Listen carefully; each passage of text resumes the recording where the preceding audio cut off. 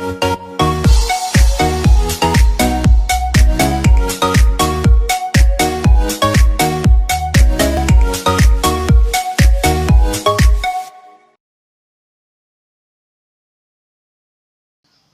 sejahtera untuk kita semua. Anak-anakku kelas 12 yang saya banggakan, kesempatan ini saya akan membahas modul yang kedua, yaitu surat lamaran. Modul pertama, karya ilmiah, harapan saya sudah tercantum tanggal-tanggal pengumpulan praktiknya. Tanggal 21 kemarin tema topik judul, tanggal 28 Agustus itu kerangka karangan. Mohon dilihat untuk bulan September, Oktober, dan November. Modul 2 tidak kalah pentingnya karena toh suatu saat kita akan membuat. Meski kita sudah masuk dalam dunia digital, namun toh konsep surat lamaran layak untuk kita pahami. Surat lamaran adalah surat yang berisi permohonan untuk memperoleh posisi, formasi, kedudukan atau jabatan baik dalam suatu institusi, di dalam suatu organisasi, di dalam suatu lembaga baik swasta maupun pemerintah. Surat lamaran kalau dibandingkan dalam korespondensi niaga sama dengan surat penawaran. Di dalam surat penawaran kita menawarkan sebuah produk, mereknya, jenisnya, kualitasnya, kemudian bagaimana manfaatnya. Itu surat penawaran. Nah, di dalam surat lamaran kita juga berbuat seperti itu. Kita menyampaikan apa yang kita miliki, keterampilan mana yang kita kuasai, skill mana yang ada pada diri kita, keahlian-keahlian mana yang kita miliki, sehingga si penerima surat penawaran akan tertarik untuk merekrut kita. Itu saya yakin Anda bisa mengikuti. Jadi pengertian surat lamaran itu persis sama kalau dalam korespondensi niaga surat penawaran. Bedanya kalau dalam surat niaga yang ditawarkan barang, sedangkan dalam surat lamaran pekerjaan yang ditawarkan adalah skill kita, keahlian kita, kecerdasan kita, dan apa yang kita bisa lakukan. Yang kedua yang perlu kita perhatikan adalah susunan surat lamaran. Susunan surat lamaran yang pertama yaitu daftar riwayat hidup. Ini harus dibuat. Diminta atau tidak, kurikulum vitae atau daftar riwayat hidup harus kita buat. Ada beberapa kategori unsur dari daftar riwayat hidup. Yang pertama adalah judul. Judul kita tulis huruf besar semua, simetris. Judulnya apa?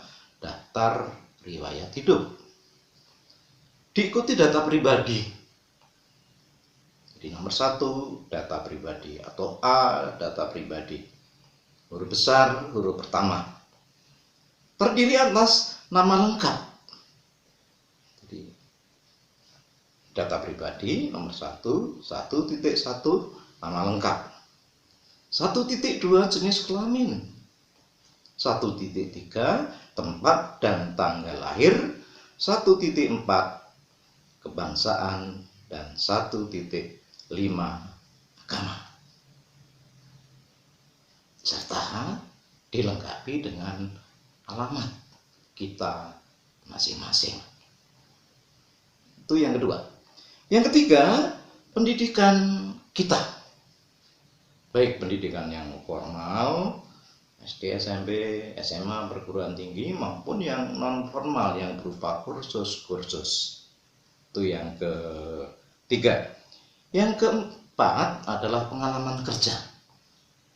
Baik pengalaman kerja yang sebidang atau di luar bidang. Yang keenam, penghargaan-penghargaan yang pernah kita terima, penghargaan-penghargaan yang pernah kita miliki, biasanya berupa sertifikat, piagam. Silakan dilampirkan sebanyak mungkin, akan menjadi bahan referensi. Kemudian yang keenam, karya-karya yang pernah kita buat. Karya ilmiah, kemudian jurnal, dan seterusnya, buku, dan seterusnya. Itu yang keenam. Yang ketujuh, penutup.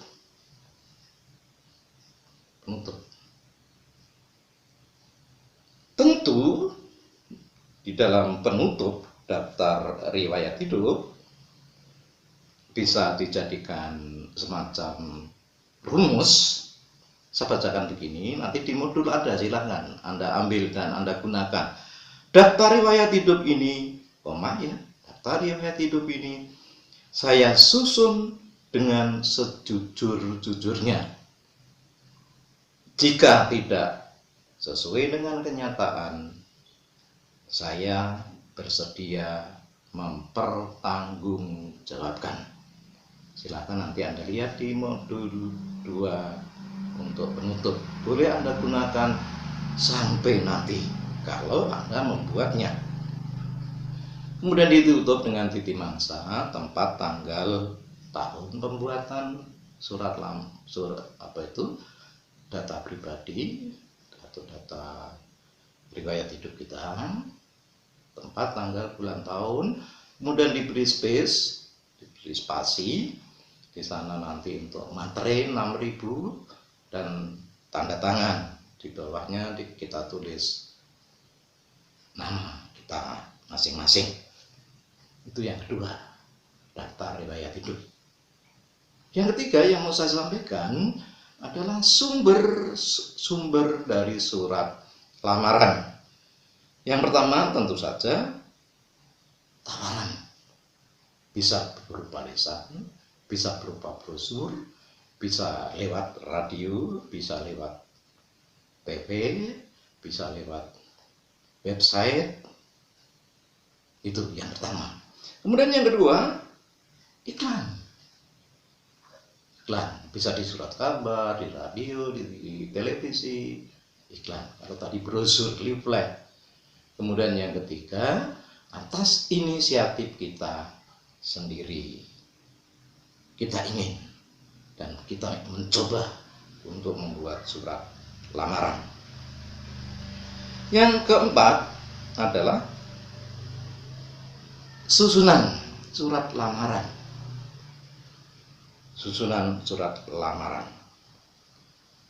Diawali dengan identitas surat. Di sana ada hal, titik 2, lamaran pekerjaan. Sejajar dengan hal di atas, kalau dilihat nanti di tabulator ke-45, tempat, tanggal, bulan, dan tahun.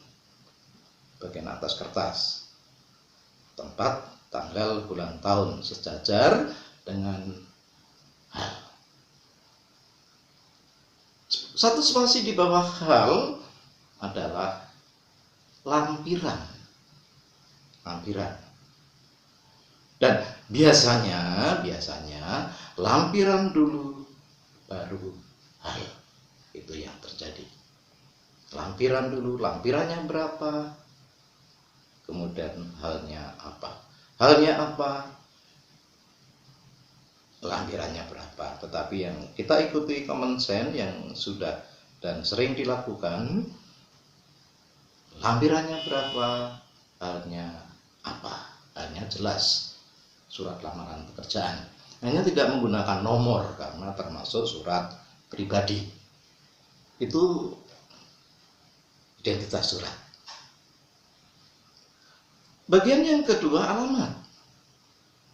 Alamat tentu dimulai dengan yang terhormat. biasanya kita gunakan bapak, bukan saudara. Misalnya, yang terhormat bisa disingkat YTH, tidak menggunakan kata kepada, ya. Kalau mengikuti ejaan yang disempurnakan, langsung sapaan YTH, yang terhormat Bapak Direktur PT Wirawiri misalnya. Itu. Di bawahnya nama jalan, kemudian kota. Bagian pembuka surat. Diberi spasi, kemudian dengan hormat, koma, kira-kira itu. Nah, bagian isi surat lamaran yang pertama, paragraf pertama, menyatakan sumber lamaran. Sumbernya diambil dari mana? Berkaitan dengan iklan bla bla bla bla bla bla, dengan ini titik 2, nama, ya, nama, kemudian setelah nama itu tempat tanggal lahir, kemudian alamat, ganti baris di sana. Dengan ini mengajukan lamaran untuk mengisi formasi yang ditawarkan. Itu paragraf 1. Di modul nanti saya beri contoh yang bisa dilihat itu. Jadi paragraf pertama terkait dengan sumber identitas singkat kita, nama, tempat tanggal lahir dan alamat, kemudian maksud dan tujuannya. Mudah-mudahan paham. Kemudian yang paragraf kedua. Paragraf kedua berisi lampiran-lampiran. Tolong nanti dilihat, saya berikan contoh di modul 2. Lampiran. Paragraf 2 bisa dimulai dengan kalimat seperti ini. Sebagai bahan pertimbangan, dengan ini, saya lampirkan titik 2. Nomor 1 tentu daftar riwayat hidup. Tidak boleh diubah-ubah. Sudah disusun sedemikian rupa. Yang kedua, surat keterangan berkelakuan baik. Bukan dari Pak RT, bukan dari Pak RW, bukan dari lurah, ini dari kepolisian. Itu nomor 2. Nomor 3, surat keterangan kesehatan. Bukan dari bidan, tapi dari dokter. Jadi surat keterangan kesehatan. Kalau masih mengikuti orang tua dan perusahaan instansi meminta, biasanya ada yang keempat, surat izin dari orang tua. Bisa jadi kalau Anda masih single, atau sudah berkeluarga pun dari istri. Kalau suatu perusahaan, lembaga, ya, instansi memintanya, kalau tidak perlu. Kemudian yang berikut, fotokopi ijazah terakhir. Ya, bukan dari TK, SD, SMP, SMA, tapi ijazah yang terakhir. Kemudian diikuti fotokopi ijazah dari sekolah informal atau lembaga kursus keterampilan, misalnya bahasa Inggris, TOEFL, kemudian Mandarin, ada di sana. Berikutnya adalah penghargaan. Semakin banyak penghargaan yang mempunyai hubungan erat dengan pekerjaan, itu semakin banyak. Maka sejak kelas 10 selalu saya dorong berkegiatanlah, carilah piagam sebanyak mungkin, karena di sini nanti bedanya. Apalagi sekarang yang dibutuhkan orang-orang yang berintegritas, orang-orang yang mempunyai passion, orang-orang yang mempunyai kecerdasan, skill yang dibutuhkan, bukan angka-angka. Dilanjutkan dengan pas foto terakhir. Pas foto terakhir biasanya ada di sumber surat lamaran, iklan. Dan paragraf ketiga, paragraf penutup, mengungkap harapan dan ucapan terima kasih. Singkat, padat, satu modul ini. Jadi surat lamaran, kalau dilihat dari pengertian tadi, kita bisa bandingkan dengan surat penawaran dalam ilmu korespondensi niaga. Kalau dalam korespondensi niaga yang ditawarkan barang, merek, jenis, kemudian kualitas, sedangkan surat lamaran kita menawarkan keahlian kita, apa yang kita miliki. Kemudian yang kedua, daftar riwayat hidup anak-anakku. Dari daftar riwayat hidup, kemudian kita melihat sumbernya di mana. Setelah itu struktur susunan 3 paragraf. Amin. Sampai ketemu. Tolong dibaca dengan cermat, karena saya percaya dan sangat yakin nanti Anda membuatnya. Salam sejahtera untuk kita semua.